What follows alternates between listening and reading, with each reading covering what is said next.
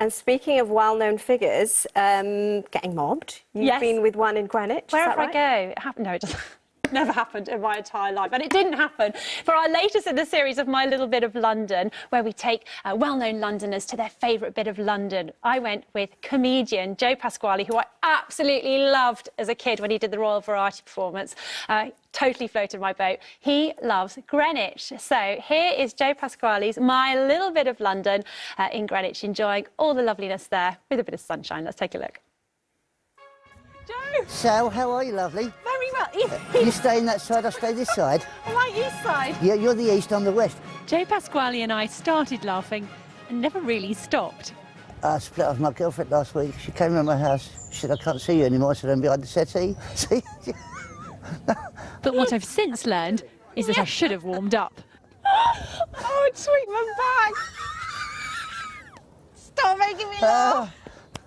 Comedy is all about timing, and time is why Joe has brought us here to the Greenwich Meridian line, where, in effect, it begins. Should we take it in?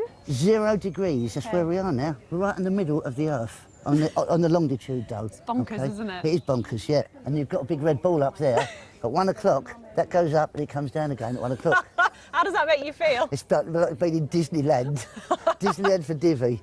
Joe missed his school trips here as a kid due to being a bit naughty, and finally discovered it in his 50s. But while he's fascinated by the construct of time, he also finds it pointless. Well, time is just something we made up. We should just exist and live for the day and just do the things that we should do. That's what they used to do. The cavemen used to go, well, it's my birthday today, let's go and get a saber tooth and have a cake. They wouldn't do that. They wouldn't do it. They'd just eat a saber tooth. That's what they'd do. Haha. How amazing is this? Look at this in here. It's fab, isn't Fantastic, isn't it? Also part of the Royal Observatory at Greenwich is the Great Equatorial Telescope. It all ties in with a degree Joe did in recent years in geosciences. What started this love of rocks and science? When I was a kid, my dad took me to Gray's Beach, which wasn't really a beach, Gray's Mud, as I like to call it. And he'd go in the pub there and leave me playing about outside. I was only about 8 or 9. And I'd find all these bits of rock and crystals and old clay pipes and that sort of stuff. Mudlarking? It was mudlarking, exactly what it was. Would you ever want to go into space, Joe? Would I? Yeah. Yeah. Imagine it's not an offer, sorry. Can we go tomorrow? Really? From outer space to back in time, Joe also loves history, and over the road at Blackheath, the slightly darker side of things.